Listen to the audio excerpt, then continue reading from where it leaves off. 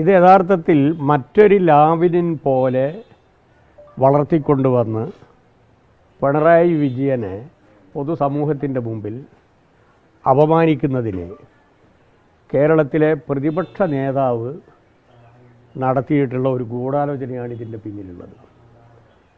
കുഴൽനാടൻ അതിൽ പെട്ടുപോയതാണ്.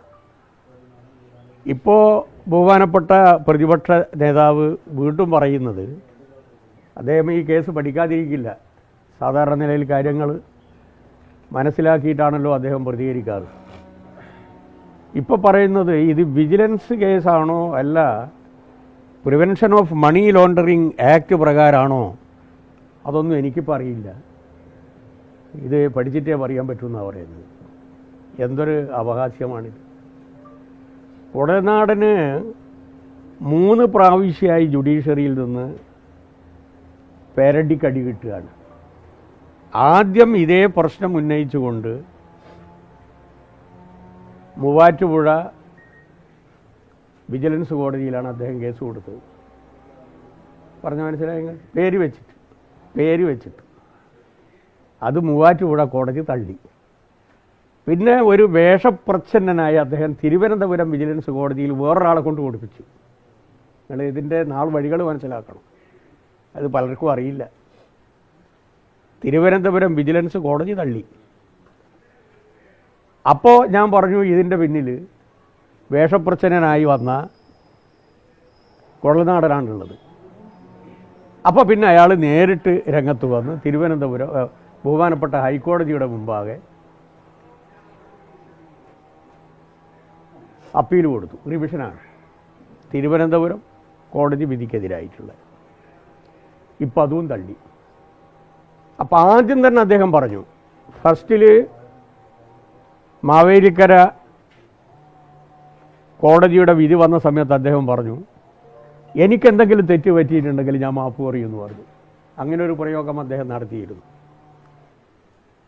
അപ്പം അന്നേരം അയാൾ മാപ്പ് പറഞ്ഞില്ല. തിരുവനന്തപുരം വിജിലൻസ് കോടതിയുടെ വിധി വന്ന സമയത്ത് മാപ്പ് പറയുന്നില്ല. ഇപ്പം ബഹുമാനപ്പെട്ട ഹൈക്കോടതിയുടെ ഭാഗത്ത് നിന്ന് വന്ന സ്ഥിതിയിൽ അദ്ദേഹം മാപ്പല്ല പറയേണ്ടത്, അദ്ദേഹം MLA സ്ഥാനം രാജിവെക്കുകയാണ്. പ്രതിപക്ഷ സ്ഥാനത്ത് നിന്ന് ബഹുമാനപ്പെട്ട VD സതീശനും രാജിവെക്കണം. കാരണം ഇത് തുടരാൻ അനുവദിക്കരുത്. കള്ളക്കഥകളുണ്ടാക്കുക, എന്നിട്ട് രാഷ്ട്രീയ ശത്രുതയുള്ള ആൾക്കാരെ നശിപ്പിക്കുക. എവിടത്തേക്കാണ് ഈ കേരള രാഷ്ട്രീയത്തെ UDF കൊണ്ടുപോയത്? ഇതൊരു ഭാഗം. രണ്ടാമത്തെ ഭാഗം എന്താ? എക്സാലോജിക്ക CMRL കേസുമായി ബന്ധപ്പെട്ടുകൊണ്ട് കൃത്യമായി income tax interim settlement board അവാർഡായി, ഉത്തരവായി. ആ ഉത്തരവിൽ അവർ പറഞ്ഞത് ഇതുമായി ബന്ധപ്പെട്ടുകൊണ്ട് ഞങ്ങൾക്ക് കിട്ടേണ്ട ഇൻകം ടാക്സ് ഇവേഷൻ പരിപൂർണമായി ഞങ്ങൾക്ക് കിട്ടിയിരിക്കുന്നു. അത് CMRL കമ്പനി ഞങ്ങൾക്ക് തന്നു. കണക്ക് കൂട്ടിയതിലുള്ള ഇൻകം കണക്ക് കൂട്ടിയതിലും അതുപോലെ തന്നെ ലാഭം കണക്ക് കൂട്ടിയതിലും കമ്പനിക്ക് വന്നിട്ടുള്ള പ്രശ്നങ്ങൾ, അപാകതകൾ ഞങ്ങൾ ചൂണ്ടിക്കാട്ടിയതിൻ്റെ അടിസ്ഥാനത്തിൽ ഞങ്ങൾക്ക് കിട്ടേണ്ടത് ഇൻകം ടാക്സിന് കിട്ടേണ്ടത് അവർ തന്നു. അതുകൊണ്ട് ഇതുമായി ബന്ധപ്പെട്ടുകൊണ്ട് പ്രോസിക്യൂഷൻ ഇമ്മ്യൂണിറ്റി ഞങ്ങൾ കൊടുക്കുന്നു, കമ്പനിക്ക് കൊടുക്കുന്നു. ആ കമ്പനിയുമായി കരാറുണ്ടാക്കിയിട്ടുള്ളതാണ് എക്സാലോജിക്ക. അപ്പോൾ എക്സാലോജിക്കയെ ഒരു രൂപത്തിലും പ്രോസിക്യൂഷൻ നടപടിക്ക് വിധേയമാക്കിക്കൂടാ. ഇതിന് ശേഷം പിന്നെന്തുണ്ടായി? ഇതുമായി ബന്ധപ്പെട്ടുകൊണ്ട് നമ്മുടെ PC ജോർജിൻ്റെ മകൻ അഡ്വക്കേറ്റ് ഷോൺ ഹൈക്കോടതിയിൽ ഒരു കേസ് കൊടുത്തു. ഹൈക്കോടതിയിൽ കൊടുത്ത കേസ് കമ്പനീസ് ആക്ട് 210, 212 പ്രകാരം ഇത് 212 ഇൻവോക്ക് ചെയ്യണം. കമ്പനിയുടെ എല്ലാ നടത്തിപ്പും അതുമായി ബന്ധപ്പെട്ടുകൊണ്ടുള്ള വ്യക്തികളുടെ കാര്യങ്ങളും പരിശോധിക്കണമെന്ന് പറഞ്ഞു. അപ്പോൾ ബഹുമാനപ്പെട്ട ഹൈക്കോടതി പറഞ്ഞു അങ്ങനെയൊന്നും അന്വേഷിക്കാൻ പറ്റില്ല. 210 ഇൻവോക്ക് ചെയ്യുക.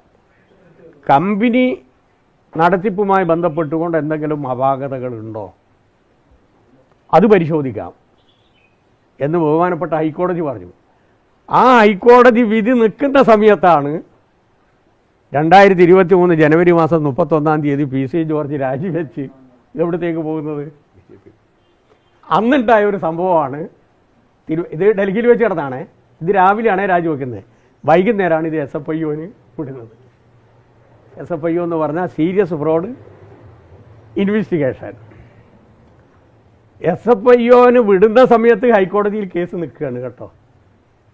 അപ്പോൾ കേന്ദ്ര ഏജൻസികളെ സ്വാധീനിച്ച് എങ്ങനെയാണ് വഴിവിട്ട മാർഗങ്ങൾ വഴി ഒരു നല്ല മനുഷ്യനെ, ഒരു ഭരണാധികാരിയെ, ഒരു മുഖ്യമന്ത്രിയെ, അദ്ദേഹത്തിൻ്റെ കുടുംബത്തെ അപമാനിക്കാൻ പൊതുസമൂഹത്തിൻ്റെ മുമ്പിൽ ഒരു മ്ലേച്ഛമായ ചിത്രമുണ്ടാക്കാൻ ഇവർ നടത്തിയിട്ടുള്ള ഗൂഢാലോചന എന്നുള്ളത് ആരംഭം മുതൽ ഈ കേസുമായി ബന്ധപ്പെട്ടുകൊണ്ട് ശ്രദ്ധിക്കുന്ന ഒരാളെന്നുള്ള നിലയിൽ ഞാൻ നിങ്ങളോട് വീണ്ടും വീണ്ടും പറയാം. ഇതുമായി ബന്ധപ്പെട്ടുകൊണ്ട് ദേശാഭിമാനിയിൽ ഞാനൊരു ലേഖനം എഴുതിയിരുന്നു. കുടനാടനും കുറേ കുടലൂത്തുകാരും. അതിൽ ഞാൻ എടുത്തു പറഞ്ഞു, ഇത് കുപ്പത്തൊട്ടിയിടും ഈ കേസ് നിലനിൽക്കില്ല. ഇപ്പോൾ ബഹുമാനപ്പെട്ട പ്രതിപക്ഷ നേതാവ് പറയാണ്, ഇത് പ്രതിപക്ഷത്തിന് ഏറ്റിട്ടുള്ള തിരിച്ചടിയല്ല, ഇത് prevention of money laundering act ആണോ അല്ല പ്രിവെൻഷൻ ഓഫ് കറപ്ഷൻ ആക്ട് ആണോ എന്നുള്ളത് എനിക്ക് പറയാൻ പറ്റില്ല എന്ന് അദ്ദേഹം വീണെടുക്കെന്ന് ഉരുളുകയാണിപ്പോൾ. അപ്പോൾ സാമാന്യനെ ചെയ്യേണ്ടത്, ആദ്യം കുഴൽനാടൻ പറഞ്ഞു ഞാൻ ക്ഷമാപണം നടത്തുമെന്ന് പറഞ്ഞു. അത് അദ്ദേഹം നടത്തണം.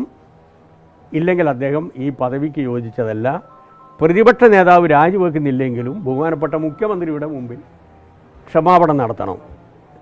നമ്മളെ ഗോപാലകൃഷ്ണൻ നടത്തിയതുപോലെ. ഏത് ഗോപാലകൃഷ്ണൻ? BJPയുടെ ഗോപാലകൃഷ്ണൻ ശ്രീമതി ടീച്ചറുടെ മുമ്പിൽ ക്ഷമാപണം നടത്തിയില്ലേ?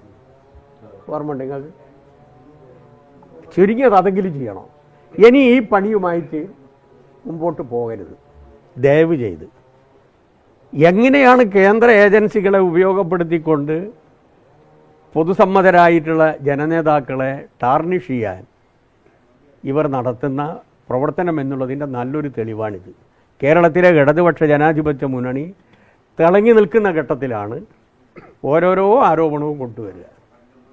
ഒന്നാം പിണറായി ഗവൺമെൻറ്റിൻ്റെ കാലഘട്ടത്തിൽ ബഹുമാനപ്പെട്ട അന്നത്തെ പ്രതിപക്ഷ നേതാവ് രമേശ് ചെന്നിത്തല കൊണ്ടുവന്ന ആരോപണം, അതിനൊക്കെ ഞാനന്ന് മറുപടി പറഞ്ഞാണ് മന്ത്രി എന്നുള്ള നിലയിൽ, പാർലമെൻ്ററി വകുപ്പും നിയമവും കൈകാര്യം ചെയ്ത മന്ത്രി എന്നുള്ള നിലയിൽ മറുപടി അന്ന് പറഞ്ഞതാണ്. ഒരൊറ്റ കേസ് പോലും തെളിയിക്കാൻ കഴിഞ്ഞിട്ടില്ല. ഈ ഗവൺമെൻറ് വന്നതിന് ശേഷവും ഇങ്ങനെ പുട്ടിന് തേങ്ങയിടുന്നത് പോലെ ഇടക്കിടക്ക് ഓരോന്ന് പറയും, അറ്റൻഷൻ മാറ്റാൻ നോക്കും. ഒരു സമൻസ് പോലും ബഹുമാനപ്പെട്ട മുഖ്യമന്ത്രിക്കോ മുഖ്യമന്ത്രിയുടെ കുടുംബത്തിനോ എതിരായിട്ട് നടത്താൻ സാധിക്കാത്ത ആൾക്കാരാണ് അഴിമതി എന്ന് പറയുന്നത്. അതുകൊണ്ട് കേരളത്തിലെ ഇടതുപക്ഷ ജനാധിപത്യ മുന്നണിയും അതിന് നേതൃത്വം കൊടുക്കുന്ന CMൻ്റെയും ഇമേജ് എവറസ്റ്റോളം കയറിയിരിക്കുന്ന ഒരു ഘട്ടമാണിപ്പോൾ. യാതൊരു സംശയവും വേണ്ട, കേരളത്തിലെ ജനത ഇത് തിരിച്ചടിക്കും. അതിശക്തമായിട്ടുള്ള മറുപടി കേരളത്തിലെ ജനത ഈ നെറികേടിനെതിരായി നൽകും.